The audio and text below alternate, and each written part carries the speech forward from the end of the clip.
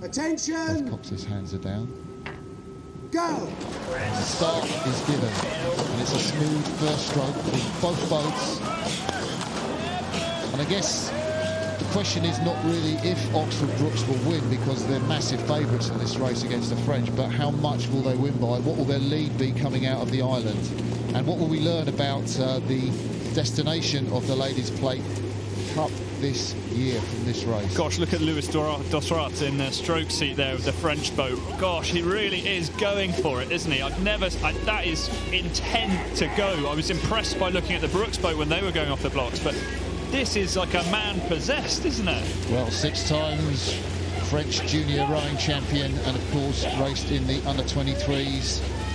So he's a really experienced. But look at the poise of the Brookes 8 compared. I mean, you saw Drossard, the 23-year-old, throwing his body. You know, their tactics are apparent, aren't they, from that start? Just go out, blast out, and try and do something to the barrier to unnerve their opposition from Brookes. I think that's a bit of a do-and-die charge there. Or it could be too much too early there in the French boat. But Brookes looking very calm, controlled, taking an early lead.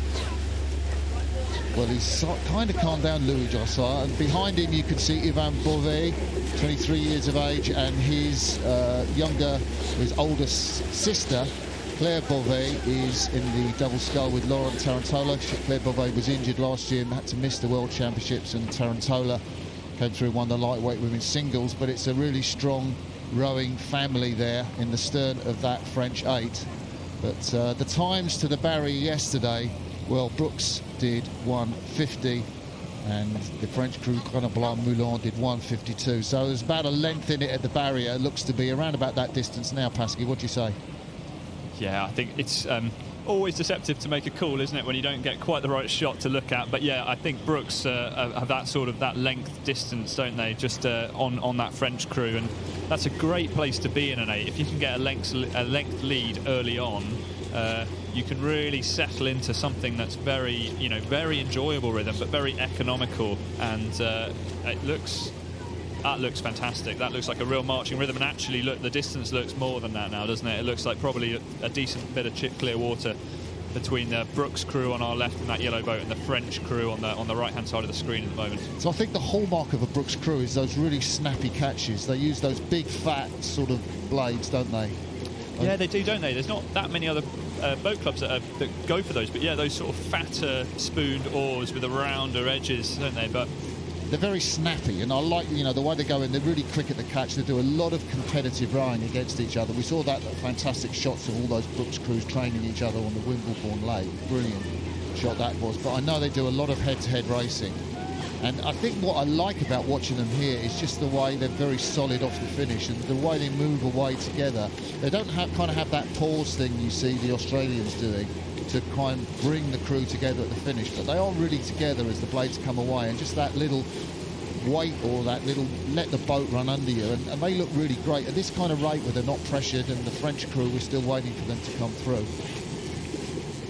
That's a very strong lead there from Brookes, and I think, like you said, that rhythm is something that's it's quite a nebula thing, isn't it? What is rhythm? And like you talk about how some people stop and use that as a way of joining up everyone's position in the stroke, but I think Brookes just very dynamic and just keep it moving and keep that going. Yeah, and one of the interesting things, because Brookes raced the German 8, didn't they, at Duisburg? I can't remember if it was on the Saturday or the Sunday, the German 8, but I thought that Brookes might be closer because they're such a great crew.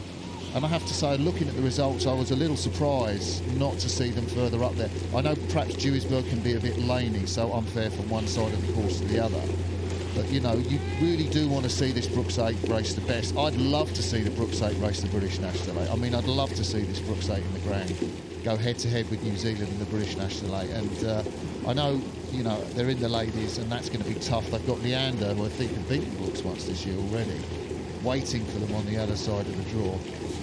But this is the year for Brookes to do their triple, isn't it? So they've got the record in this event in 2018, haven't they? Which was a 5:58, and actually all the records down the course. So the 1:43 to the barrier, the 2:54 to the Forley, and the 5:58 to the finish. That's stocking. It's amazingly quick, isn't it? Yeah. But to do the triple in the ladies would be a massive achievement.